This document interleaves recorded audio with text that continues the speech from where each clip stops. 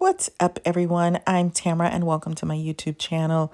Today, we're going to talk about the ENFJ, the Convincer. And I started to call this video ENFJ Criminal Minds. So I'm probably going to talk a little bit about all of it because I think the ENFJ mind is complex, complicated. It fires on all cylinders. So if you have someone of this type that's leading you and they know what they're doing and they know their craft and they've studied and they're very experienced and they know what they're doing, you're going to get multi-layers that you're not going to get in most people. And the reason why ENFJs can be so powerful and really master their craft and be above board, above average, take organizations to a height that it's never experienced before is because of the way that their minds work. A lot of times when you have leaders, you have somebody that is very task oriented, or you might have somebody that's very people oriented. Let's turn up, let's have fun. The ENFJ might giggle with you, laugh with you, joke with you, play with you, have fun with you. They believe in building rapport with everyone. They don't want to leave anyone out. That's something that a lot of people do in the workplace. There are certain people that they forget all about. They understand you got to pay attention to everybody, and they're interested and they're curious about every single person, and they want to make sure that every person is getting what they need. They are interested in understanding every person who is working for them and with them. What about that high-strung, perfectionistic person who has a lot of requests and seems unsatisfiable? The ENFJ might take the approach of, let me get them what they need. I got you what you need. What else do you need? Let me know. Send me an email. Come to me. If things are still not working, we'll go back to the drawing board and we'll figure out what else we can do. What else do you need? Do you need anything else? So really pouring into that person so that that person gets that energy out. And now that they've calmed that energy down, that person can rise to the occasion and start succeeding. There are people that they will see who are acting out and they will say, well, you know what? That is not productive. That's not going to get us where we need to get to. And that's not going to work. And they will figure out a way to have some one-on-one time with that person and say, hey, let's modify this because that's not going to work here. Let's try a different approach. So the expectation is high.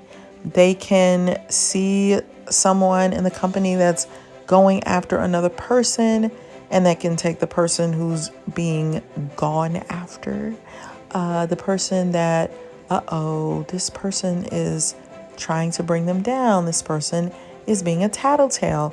Well, they can take the person who's being tattled on and say, hey, I want you to do this, and this. Make sure you're getting this done. Let me know what your schedule is each week and incorporate this aspect of it. And just make sure that you're covering your P's and Q's. Make sure you're getting signatures. Make sure you have all your ducks in a row so that we can eradicate the issue. So now the tattletale can't keep tattling because the person is doing what they need to do.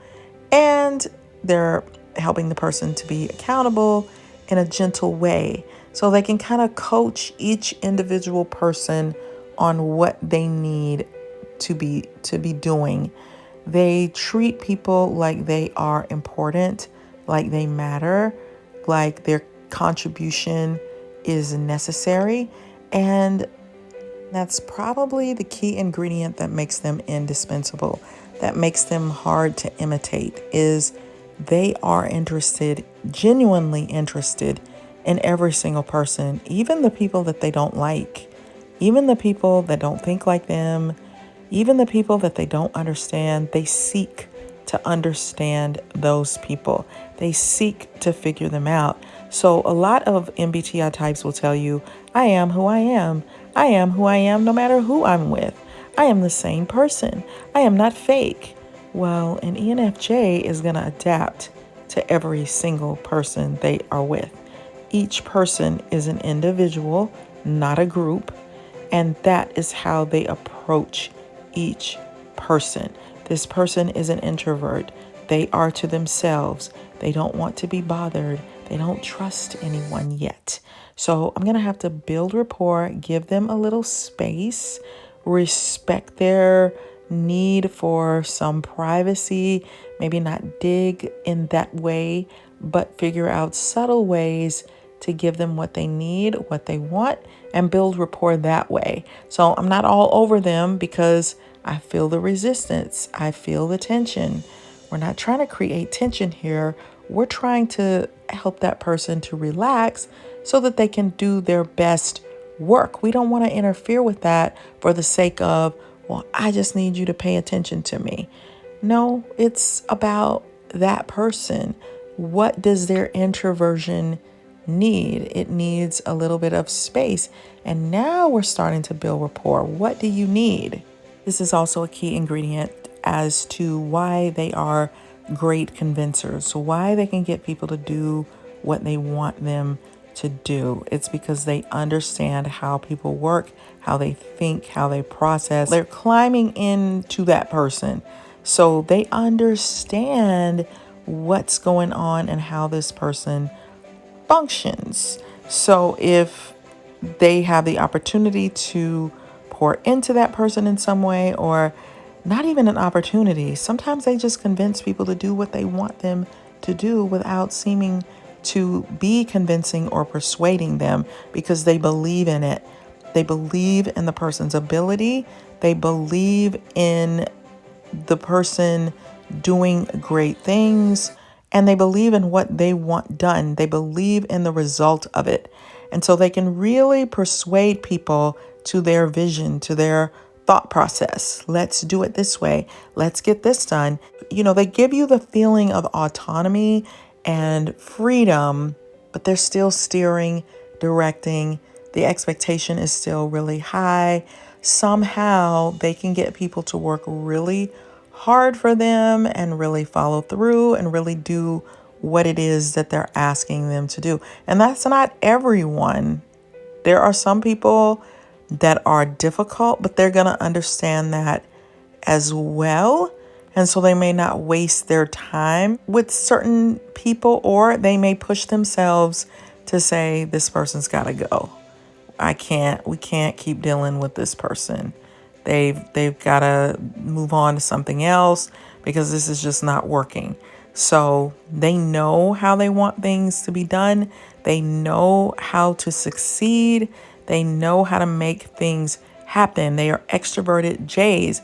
Extroverted J's can be very forceful, very powerful, very aggressive and assertive, and have a vision and need closure and need things settled and need things done. They don't do well with things being all over the place, chaotic, that kind of craziness. Let's say two ENFJs meet. They can be shocked by the discoveries that each other have made, because ENFJs meet everyone with, hi, how are you? Extroverted feeling. Hi, I'm friendly. I'm extroverted. Let's laugh together. Let's have fun. Let's be friendly. And yet there's this whole underworld that's happening. And when they meet each other, they can say, did you know that these people over here are really difficult? So you seem really happy and like you're running things great and that you built rapport and you're connected with all these people. But these people in this area over here are extremely difficult to work with. And the other ENFJ will be like, I know, I got it. I figured them out. Trust me. They have no idea. I know exactly what's going on. They're selfish. They are receivers. They're not givers. They are in their own world. These people have been together for so long that they've created some toxicity, but we're going to have to break that up. We're going to have to move the needle just a little bit at a time, get their fingers off the grip of dysfunction, and let's make things more functional. Let's try to open them up some, and people will be better for what the ENFJ can do in their life. And that's not to say that ENFJs are better than anybody or to put them in any sort of narcissistic type of light. It's just that that extroverted J is unstoppable. It wants to make things work in the best way possible. And they see what people need to make themselves better. And when somebody is motivating you to do your best, that is a really big self-esteem booster. When they can take you out of your comfort zone so that you can become a better, more productive person, it's pretty amazing when they're kind of letting you know what? Some of your behavior is a little bad.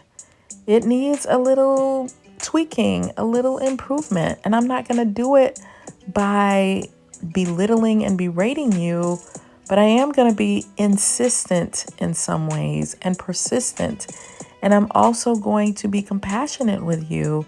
And I'm going to lead through compassion and kindness. They can lead when they're at their best. They understand that leading with compassion, kindness, treating people like they matter can make a huge difference. Whereas some MBTI types believe in bullying or being a tyrant or I'm forcing you into chaos. The ENFJ genuinely has your best interest in mind and the company's best interest in mind. ENFJs can convince people to do things that they didn't think they wanted to do and enjoy doing it and doing it well. ENFJs can make people feel like not disappointing them.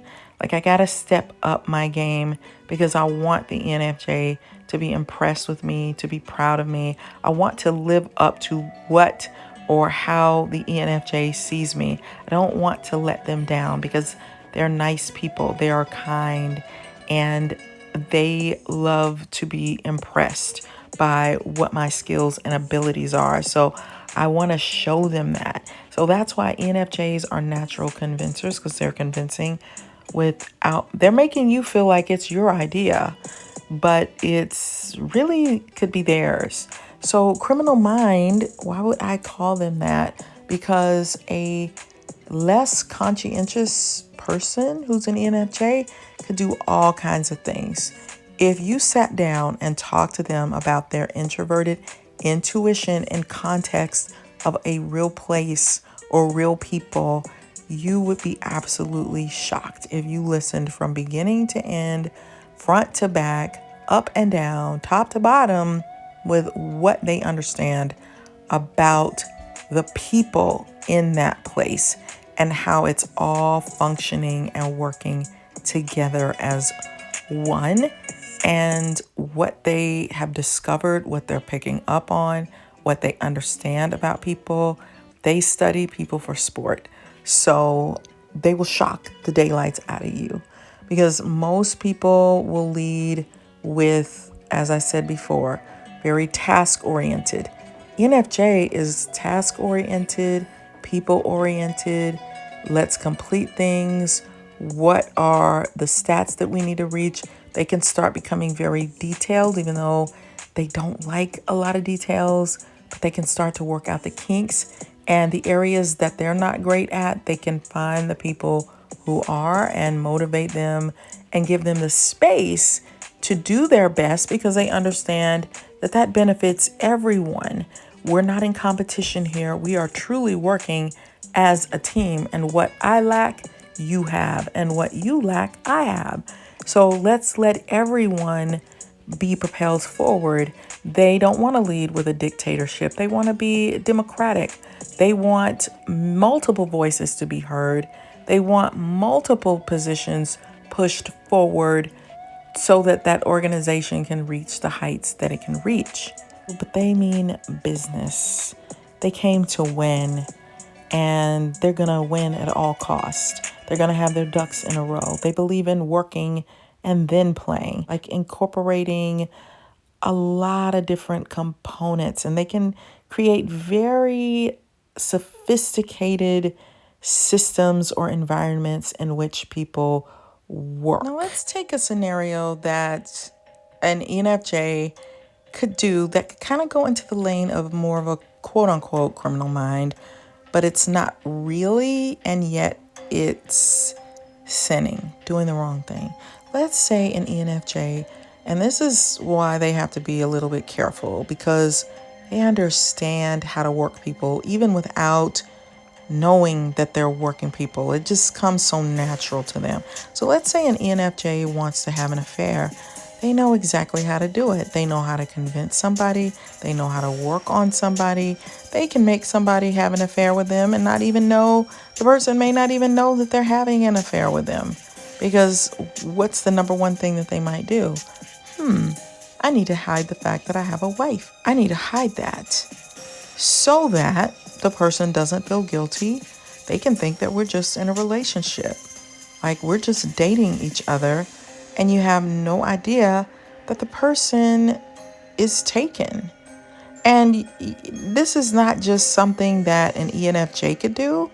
This is something that any type could do, but we're just playing around with this notion for the sake of ENFJ.